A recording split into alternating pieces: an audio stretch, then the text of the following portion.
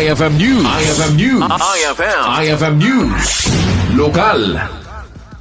Manamnama iti pan nakaestablisar ti Dayo, iti Ilocos Norte Trading Center iti syudad ti Bataca. Ti Dayo ket nalatak iti kaadwan kas paglakwan ken paggatangan, dagiti agduduma a klase ti taraken, baka, nuang, kalding, karnero ken dumapay. Segon ni Mayor Mark Christian Chua, may saray to'y awaga sa tapno lalo pa'y amayam ammo ti Trading Center iti kabangibang alugar, tapno makatulong pa'y karay ti kakailyan aman nalon.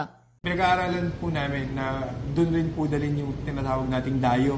Yung trading po ng mga cattle, trading ng mga sheep, trading ng mga ibang animals.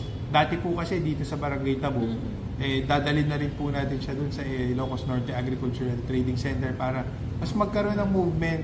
Kasi wala po silang place, wala po silang area. So, yun ang ongoing ngayon. Marami kasing madadagdag na mga facilities pa surrounding the trading center. Magkakaroon po yan ng cold storage, magkakaroon pa ng warehouse, training center. Marami pong plano dyan. Kaya nagpapasalamat kami sa provincial government of Ilocos Norte na dyan po nila nilagay yung Bagsakan Center.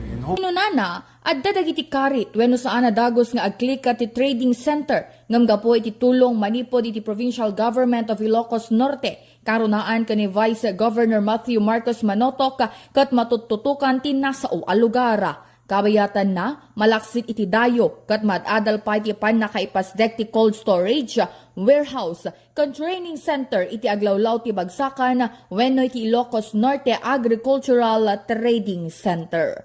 Para iti IFM News, Idol Bernadette Toledo, Tatak, IFM. IFM News. IFM News.